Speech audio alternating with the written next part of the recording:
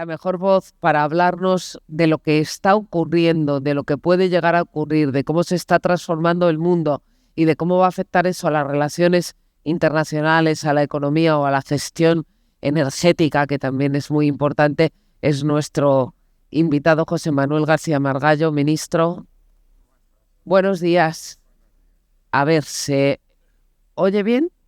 Yo oigo bien. Sí, pero a él no le oímos bien, ¿verdad? A ver, ¿puedes hablar un poquito? Hablo todo lo que tú... Ahora perfectamente. Perdone. Bien, ¿dónde estamos en este momento?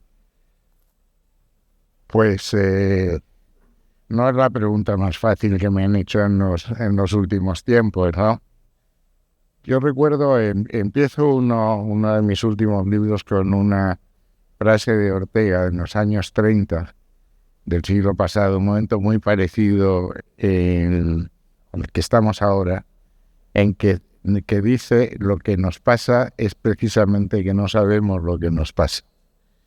Y hay una frase más reciente que fue el gran presidente de la Comisión Europea, Juncker, que matiza estas palabras y lo que dice es: sabemos lo que hay que hacer, lo que no sabemos es lo que hay que hacer para que nos voten después de haber hecho lo que había que hacer.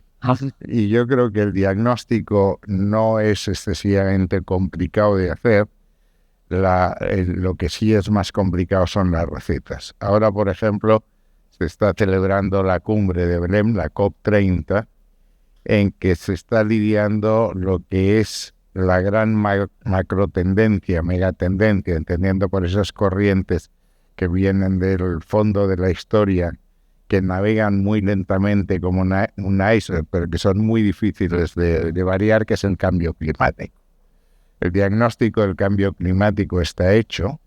No hay la menor duda de que hay un calentamiento del planeta, no hay la menor duda de que eso se debe a la emisión de gases de efecto invernadero, no hay la menor duda que la técnica no permite eliminar ese calentamiento del cambio como con técnicas de captura del carbono, por ejemplo. El problema es cómo combinar la lucha con el cambio climático con la competitividad y el crecimiento económico.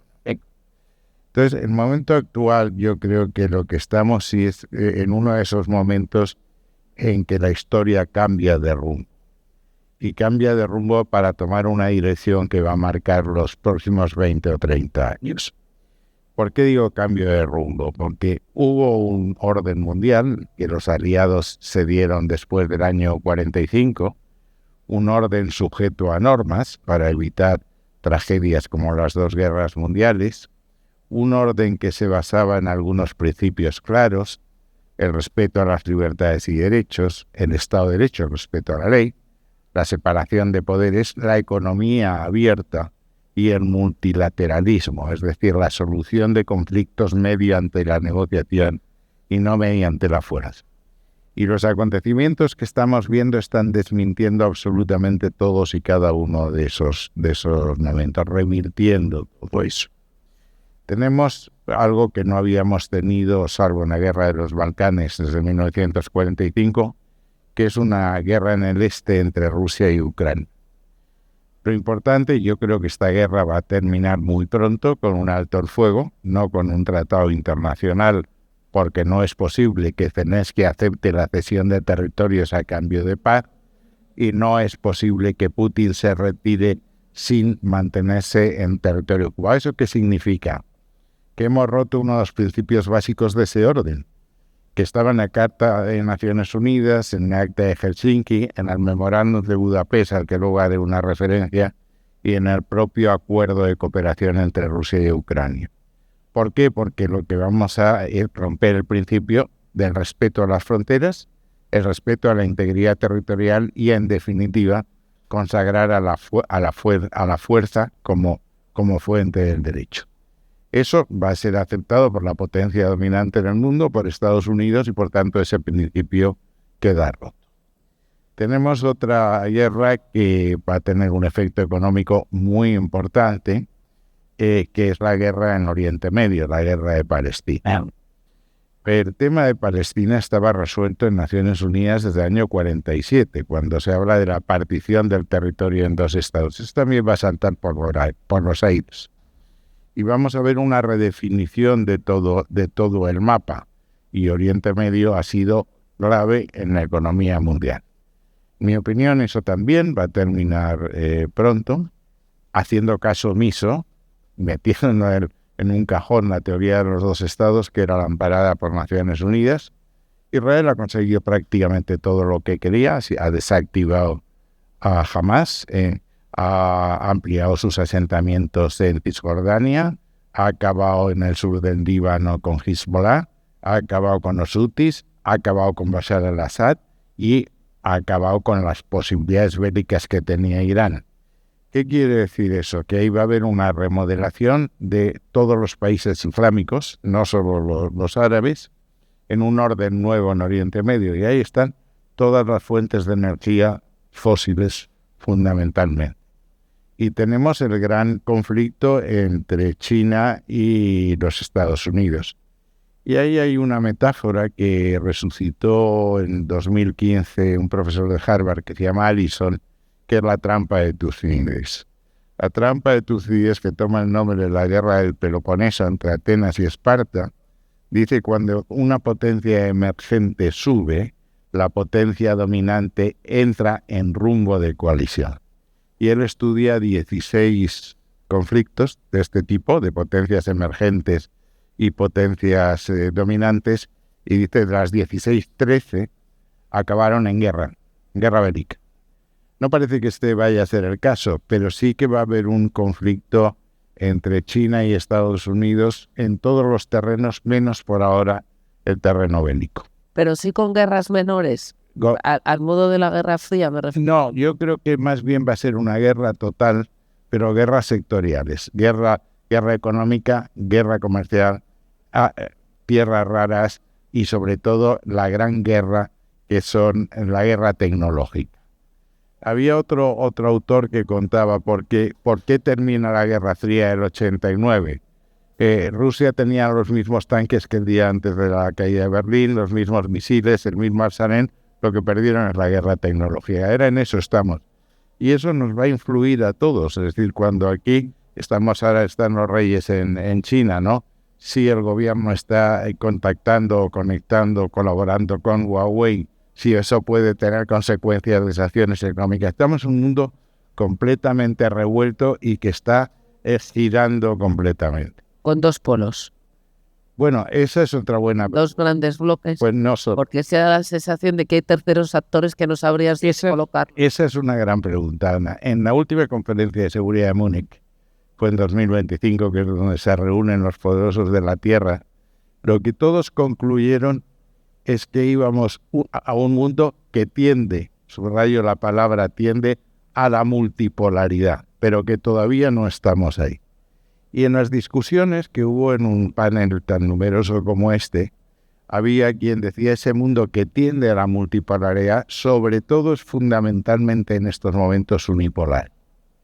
¿Por qué? Porque la superioridad de Estados Unidos sobre China es total en todos los terrenos. Es verdad que dentro de muy poco tiempo, en términos macro, el Producto Interior Bruto de China será superior al de Estados Unidos, pero si vas a la microeconomía en términos de renta per cápita, no hay color.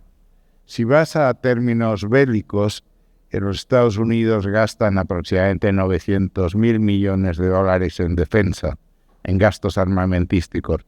China no pasa de 400.000. Es verdad que en el sur de China están haciendo un esfuerzo enorme y que probablemente si localizas ahí esté más equilibrado. Desde el punto de vista tecnológico también, una de las grandes ventajas que tiene Estados Unidos, y por cierto, una de las ventajas que tiene la Unión Europea, es que todas las tecnológicas están allí. En 50 años en la Unión Europea no se ha creado nueva, no por fusión, ninguna mega empresa, de una capitalización bursátil a 200.000 millones. Todas se han creado allí, en Estados Unidos. Hay quien dice, bueno, es que para que digamos si es un mundo bipolar o multipolar, no hace falta que las potencias en DIZA estén en el mismo nivel o un nivel. Basta que tengan un factor o unos factores que les permitan decidir la carrera. Y desde luego lo que importa no es lo que tú y yo pensemos, lo que importa es lo que piensan los americanos. Y los americanos están convencidos de que están en un mundo bipolar. El secretario de Estado, Marco Rubio, en su toma de posesión, en su audiencia ante el Senado, dijo literalmente que China era la mayor amenaza existencial que los Estados Unidos había tenido a lo largo de su historia. Por tanto, toda la política exterior de los Estados Unidos va a estar basada en esa premisa. Su enemigo es China, tienen que acabar en Ucrania y tienen que acabar en Oriente Medio para centrarse en lo que es su verdadero enemigo, que es el sudeste asiático.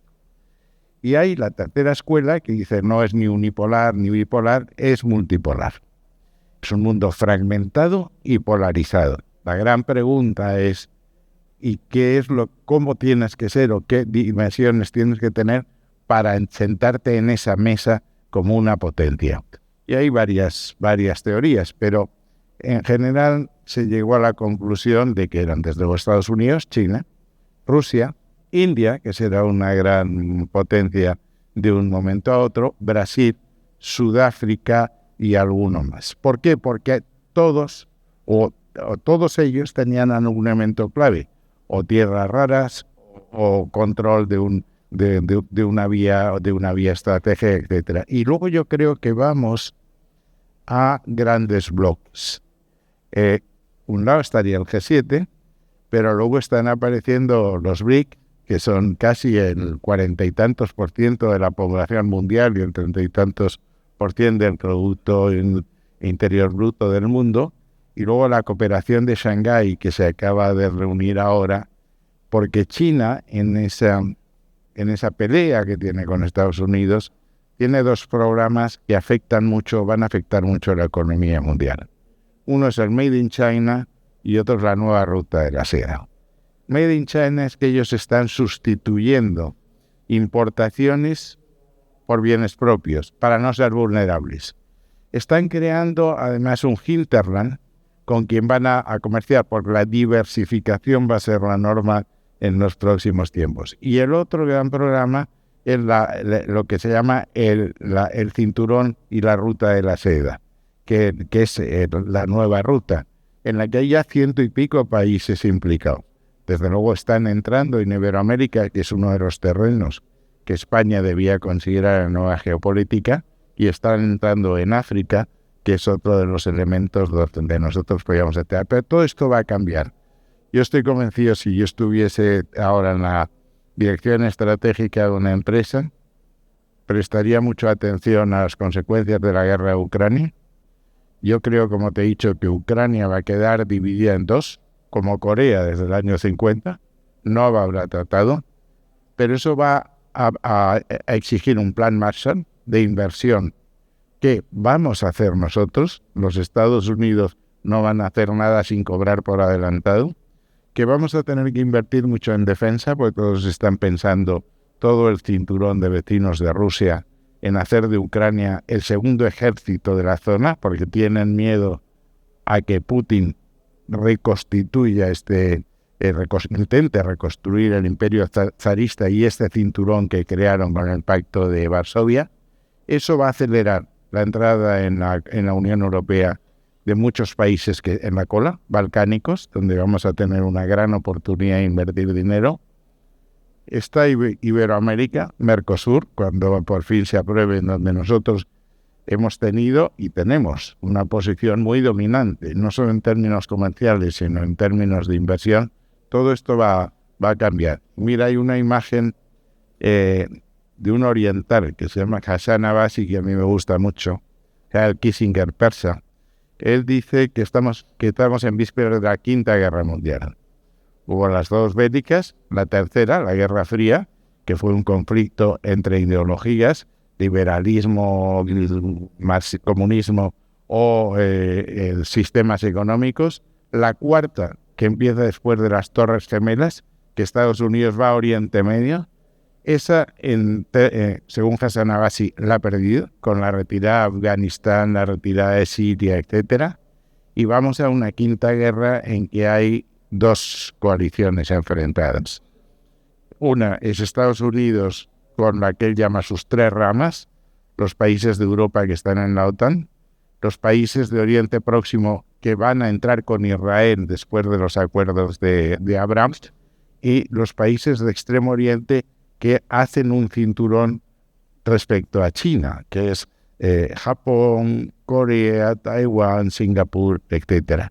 Y enfrente una entente, una triple entente en que está Rusia, que aporta la ortodoxia, China, que aporta el confucianismo, el comunismo, y el mundo islámico, que al final se unificará en la UMA, en la comunidad musulmana. Y dice, los escenarios van a ser tres: Palestina, Taiwán y Ucrania.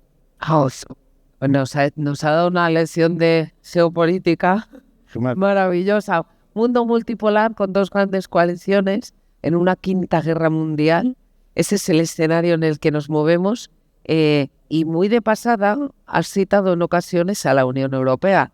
Todos sabemos dónde está la Unión Europea, pero no es lo mismo estar ahí, claro, a eso me refiero, que ser un actor relevante, que era lo que se pretendía cuando las comunidades europeas pasan de ser un mercado común a la Unión Europea, a ser un gran actor geopolítico. Lo que se pretende es unir fuerzas para tener una voz potente en ese nuevo mundo que ahora están haciendo. Y sin embargo, las divisiones continúan, no son los mismos los intereses de Francia al otro lado del Mediterráneo que los que pueda tener España, o al menos los que tenía hasta hace no mucho. No son los mismos los intereses de los británicos, que por eso se han ido en el Brexit. A Estados Unidos ya no le interesamos como le interesábamos antes, y nosotros que pensábamos que íbamos a tomar decisiones mucho más rápido gracias a que se habían ido los británicos y nos iban pidiendo cheques cada 5 minutos, resulta que ahora ni siquiera tenemos voz y tenemos unos gobiernos asustados porque tienen un estado del bienestar y un nivel de deuda que se les está comiendo. Bueno, yo suelo decir que en España jugando a coquetear con China. En la Unión Europea hay dos clases de países: los que son pequeños y los que todavía no saben que son pequeños. Y hoy hay, entre las 8 economías más importantes del mundo, incluyendo al Reino Unido, 4 son europeas. Dentro de 20 años serán 3 y dentro de 50 habrá 1, que es Alemania. Esto hay que remontarse un poco más lejos, el libro de Spengler de la decadencia de Occidente a principios del siglo XIX, para movernos en cifras concretas. En los países que hoy forman la Unión Europea, la Europa continental, era el 25% de la población mundial. Es verdad que tenía sus colonias. Absorbía un 30% del Producto Interior Bruto y tenía el mayor gasto militar de la Unión. Después de las dos guerras, Europa va decayendo, y es a partir de la Segunda Guerra Mundial, cuando los europeos ven que el mundo se reparte en Yalta y Potsdam entre la Unión Soviética y los Estados Unidos, cuando deciden que hay que unirse si queremos ser relevantes, estar en la mesa. Empezamos curiosamente por la defensa. El primer intento de Unión Europea es la Comunidad Europea de Defensa, que suponía un ejército común y una industria armamentística común para no depender de otros y ser vulnerables. Eso cae en la Asamblea Francesa en 1956 por la conjunción, fíjate cómo se repite la historia, de dos movimientos nacionalistas y populistas, los comunistas de un lado y los gaullistas de otro. Se abandona ese camino y empezamos por la integración de mercados. Y todo fue bien mientras se siguieron las prescripciones de la teoría económica, y fue mal cuando se abandonaron las prescripciones de la teoría económica. Has hablado de Inglaterra. Cuando vamos al funcionalismo, al paso a paso, a la integración económica para ir luego a la integración política, se elige la buena fórmula de integración. Había varias: unión aduanera, unión económica, etcétera. se exige un mercado común. ¿Qué era el mercado común? El mercado común era eliminar las fronteras internas, una tarifa exterior común, es decir, un arancel común, y instituciones comunes que marquen las reglas. Esas dos cosas no las puede aceptar el Reino Unido. Quiere mantener la posibilidad de establecer aranceles diferentes para los países de la Commonwealth, la preferencia unitaria, y no está dispuesta a aceptar normas o sentencias fuera de Inglaterra. Por eso se quedan fuera y crean la Asociación de Libre Comercio, que no tiene ni tarifas comunes ni instituciones comunes. Cuando se ponen a correr los dos coches es obvio que la ventaja del mercado común es total. Y el Reino Unido pide la entrada, en contra de la opinión de De Gaulle, que tenía toda la razón del mundo. Y desde el primer momento ponen pegas. No están en Schengen, no están en el euro, no aceptaban las normas de justicia, hasta que se van, se produce el divorcio. Yo por eso espero que no vuelvan nunca. La cosa es que tengamos instituciones serias. Pero eso está de acuerdo con las reglas. Cuando el mercado común se consolida, avanza, damos el otro salto, que es el mercado interior. El mercado interior es que establece la libertad completa y la integración de todos los sectores. Y estamos en un mundo financiero con dos excepciones que ahora estamos pagando. El mercado energético y el mercado financiero.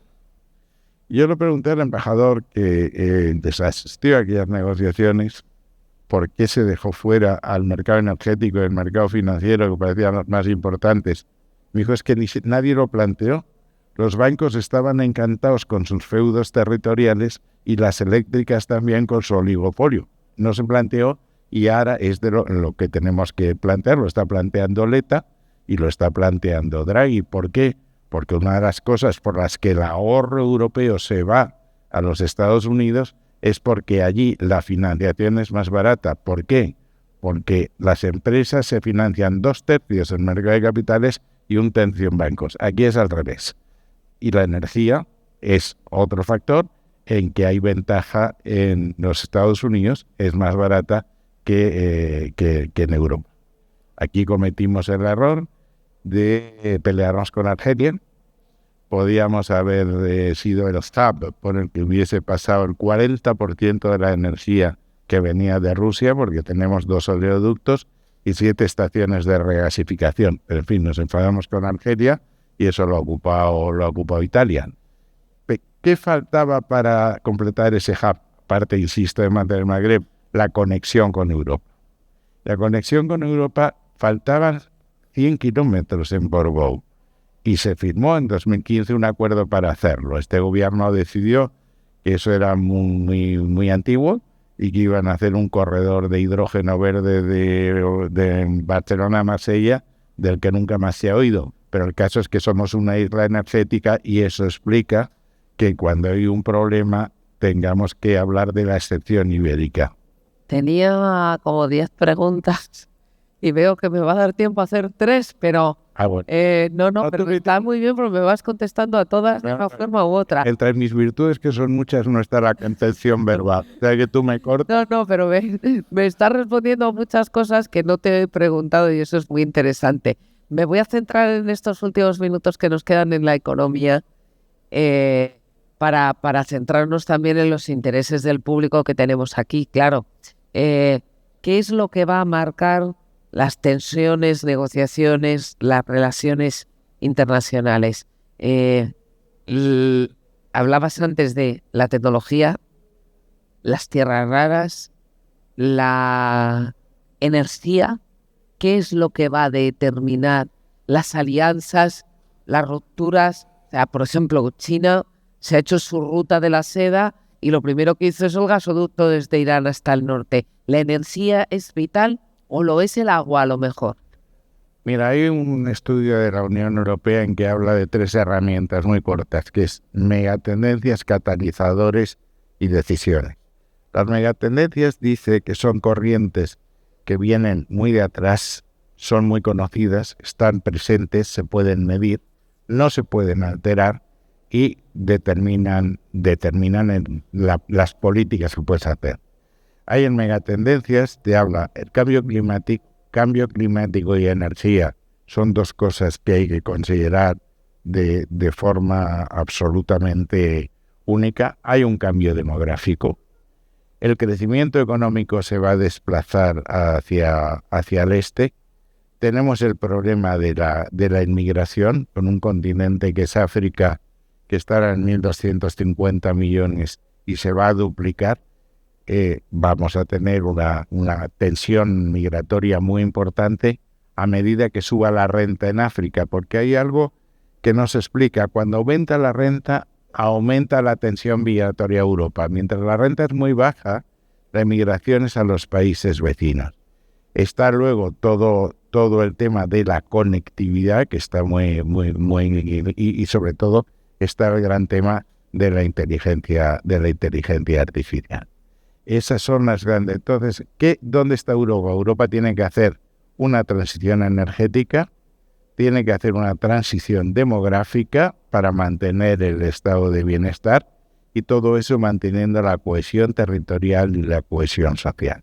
Esos son los grandes elementos que van a determinar el mundo. ¿Cuáles son los problemas que están, vuelvo a decir, en informe Draghi, en informe Letta?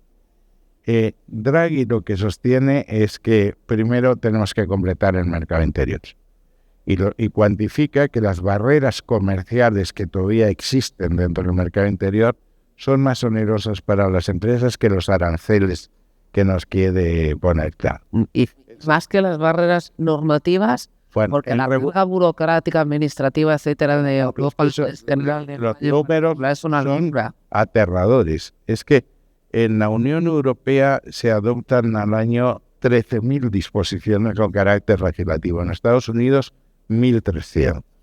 Por tanto, eso hay que simplificar, hay que quitar carga regulatoria.